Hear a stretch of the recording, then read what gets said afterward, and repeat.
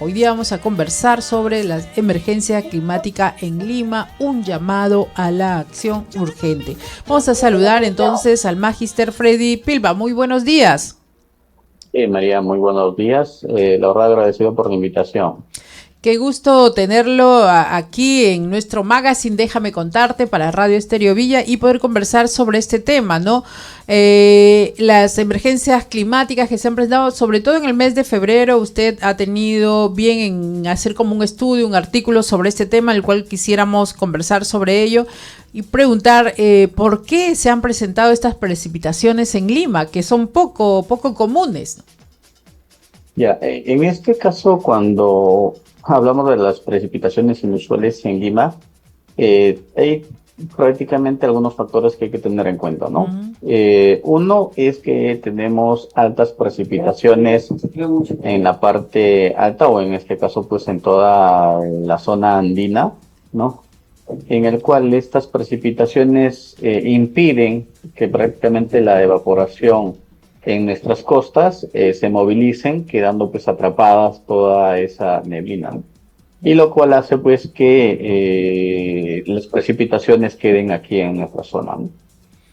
Bueno, entonces esto es lo que ha ocasionado que esas precipitaciones, pues, como podemos ver en el mes de febrero, nos hayan tenido así como nos hayan sorprendido con estas lluvias, e incluso en otras regiones del país donde hemos tenido hasta huaicos, ¿no? Desbordes de ríos. Que ha ocasionado también la afectación de las estructuras de puentes, de techos, ¿no? ¿Por qué exactamente, a qué se ha debido todo este tiempo? Y si ya nos ha explicado que es como una suerte de que las nubes se fueron, ¿no? Por si las montañas, ¿no? O sea, es un Exacto. efecto climático, pero que ha afectado definitivamente a la ciudad. Correcto. En este caso vamos a ver que tenemos por un lado pues las montañas que impiden eso, y por otro lado también tenemos ya las nubes que se han ido formando en toda esta zona andina, que Uh-huh. impidieron pues el paso de toda esa evaporación que se generó en la costa. Si bien es cierto, pues hemos tenido el incremento de los caudales de río en muchos de los lugares, en toda prácticamente la franja costera. Esto ya es un evento cíclico que lo vamos a estar viendo cada año, y vamos a ver que por el fenómeno del Niño, en este caso, pues se van incrementando esas precipitaciones que son entre 3 a 7 años, ¿no? Eso ya son fenómenos que ya se conoce, que ya se ha hablado inclusive desde la secundaria a los estudiantes, el fenómeno del niño o de la niña. Uh-huh. Pero lo que sí podemos nosotros, digamos, recapacitar y tomar un poco de conciencia es con respecto a las autoridades y a nosotros como sociedad, ¿qué estamos haciendo, no? Si Uh-huh. ya conocemos de estos eventos que son cíclicos y que enero, febrero, sea o no sea fenómeno del Niño, empiezan las precipitaciones, lo primero que se tiene que hacer es la descolmatación de los ríos. Sabemos que estas precipitaciones lo que hace es arrastrar arenas, limos, arcilla, entre otro tipo de rocas, entre otro tipo de residuos, por decirlo así, en el cual pues colmatan el cauce de los ríos, ¿no? Entonces, lo que se tendría que hacer en este caso, ya cuando pasan las temporadas de lluvia, es limpiar, ¿no? Todo lo que prácticamente ha traído, y para el siguiente año, pues que esté nuevamente limpio, ¿no? Para evitar este tipo de desbordes, por decirlo así. Y Claro. lo otro, como sociedad, pues evitar la construcción, ¿no? A la orilla de los ríos, que ya hay pues una ley que ampara eso, el que la orilla de los ríos son zona intangible y que no se puede dar autorización a ningún tipo de construcción. Claro, claro. Y también en este caso, también hablando de construcción, también los puentes deberían estar en buenas condiciones o a una altura adecuada, ¿no? Porque se han visto que los ríos han crecido tanto que han sobrepasado los puentes Sí, malograr, digamos, la estructura de ellos.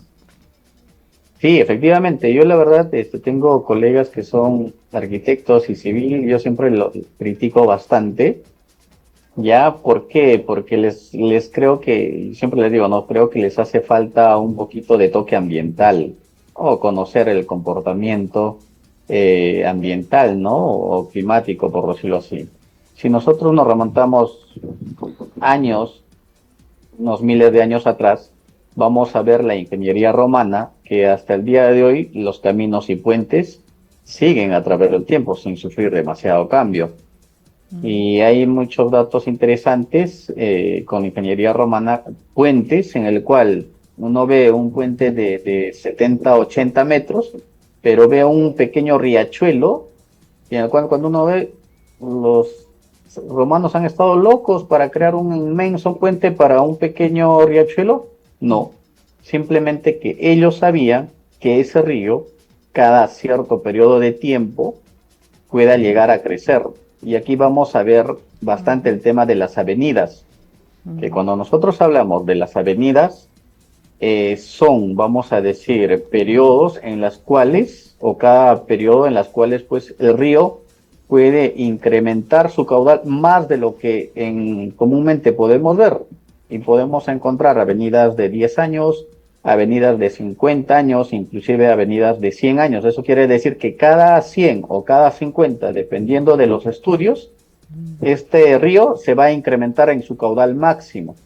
Y a veces, pues, un gobierno que entra y ve un pequeño riachuelo que tiene vamos a decir, una avenida de 50, nunca ha visto en toda su presencia un caudal muy elevado, y lo que hacen en este caso es construir un pequeño puentecito, ¿no?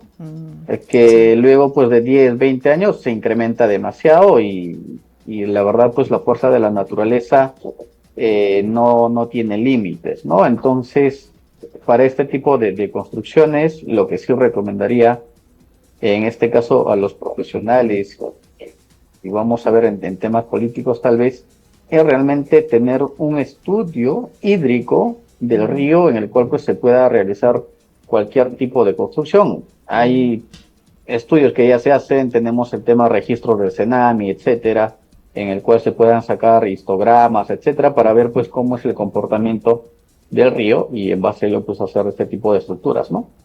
Sí, cuánta sabiduría, diría yo, encierra la información que nos da, ¿no? O sea, si se sabe que los ríos cada vez están en más alzas, crecen más, ya las estructuras de la ciudad, tanto puentes como supermercados, en fin, sabiendo que se llueve tanto, mire lo que pasó en Trujillo, ¿no? Que se cayó el techo por la acumulación también de agua, ¿no? Sabiendo que en esas zonas se llueve mucho, ha debido de tener una protección también, ¿no? ¿Cuáles son las recomendaciones que nos podría dar? ¿Cómo cree que se debe preparar Lima para estos tiempos? En todo. Bueno, en este caso, lo que sí debemos de hacer es tal vez un tema de adaptación, porque hoy por hoy se habla de cambio climático, como al inicio lo mencionó, de cambio climático, pero este cambio lamentablemente ya no hay marcha atrás. Entonces lo que debemos de hacer es adaptarnos a este tipo de cambios. Y si nosotros hablamos con respecto a precipitaciones, pues tener en nuestras casas, en nuestras azoteas, pequeños sumideros, ya en los cuales puedan ir directamente a la calle. eh, Prácticamente también, pues, a la sociedad no construir al borde de los ríos, por decirlo así, tener digamos, una distancia bastante prudente. Bueno, que ahora, pues, si hablamos, la orilla del río Rímac ya está saturado, creo que ya no hay más construcciones, ¿no? Y lo otro, pues, tener ambientes secos, ¿no? Porque también la acumulación de agua puede traer enfermedades, como en este caso del dengue u otro tipo de enfermedades. Claro, claro. Sí, eso es importante, entonces tomar las precauciones del caso. Por ejemplo, nosotros acá estamos al sur de Lima, en Villa El Salvador, y en invierno son características las lluvias, casi a veces llueve las 24 horas del día, ¿no? En invierno. Y entonces ya la mayoría de las casas tienen sus desfogues de agua que van a dar a la calle, pero también la calle se inunda de agua, ¿no? Y yo creo que ya que estamos hablando con usted como especialista, también de repente se podría hacer como canales que vayan a dar a una zona de desfogue de desierto, digamos, porque acá tenemos bastante arena en Villa El Eh, Salvador, ¿no? ¿Cómo podría ser Exacto. también? En este caso, bueno, Lima particularmente bajo las condiciones, bueno, si nosotros nos remontamos un par de años atrás, Lima siendo, vamos a decir en este caso, una ciudad bastante seca, sin demasiada precipitación, sin llegar tal vez a estos extremos, no se ha contemplado la construcción de canales, en este caso de desfogue, ¿no? De un sistema hídrico, por decirlo, a comparación que se tiene en la sierra. ¿No? Si uno va a la sierra, pues tiene sus canales de desfogue para lo que es el tema hídrico, etcétera, que esto prácticamente es muy distinto a lo que es la red de desagüe, que son muy distintos. No podemos mezclar una red hídrica fluvial con una pues de desagüe, ¿no? En este caso sí, se tendría que tomar estrategias ya desde un punto de vista tal vez político y de gobernanza distrital o regional en este caso para tomar las medidas correspondientes y que en ciertas zonas se puede hasta instalar sistemas de bombeo en el cual pues aguas que se lleguen a emposar demasiado pues se pueda eliminar, ¿no? Cosa que Claro. pasa en otros países. En otros países Sí. existe inclusive que el mar, países que están o ciudades que están al borde del mar, el mar suele elevarse demasiado, hay una inundación de la ciudad, se utilizan ya bombas en las cuales tienen que eliminar esa agua, ¿no? Entonces son ya formas o estrategias de poder mitigar, ¿no?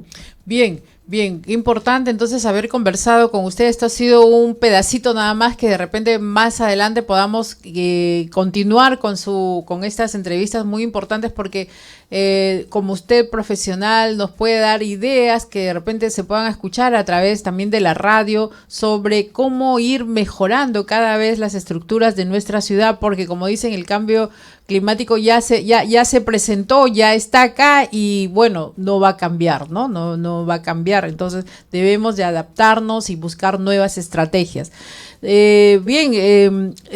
Bueno, le agradezco por la entrevista. Si tuviera sus palabras finales, por favor. Sí, muchas gracias, María, gracias por la invitación y yo encantado de poder compartir la información con respecto a temas ambientales. Yo Bien. considero que tener en cuenta en nuestra sociedad una conciencia ambiental va a hacer que nuestra sociedad sea más sostenible, Ujú. ¿no? ¿Y por qué? Porque prácticamente es nuestra casa. Si Claro, vemos que nuestra casa, nuestro hogar, vamos a tener ciertos cambios de climas extremos, y no solamente el tema de clima, vamos a tener muchos problemas aquí en Lima, el tema de residuos sólidos, el tema de bien. contaminación, etcétera, etcétera. Uy, ese, Debemos de ir mejorando este tipo de situación bien. porque la verdad yo le pondría 50 años y vamos Vamos a a colapsar. estar como en las películas de terror Uy. buscando qué comer, la verdad. Bien, muchísimas gracias. Nos deja preocupado Magister Freddy Pilpa. Muchísimas gracias por esta intervención.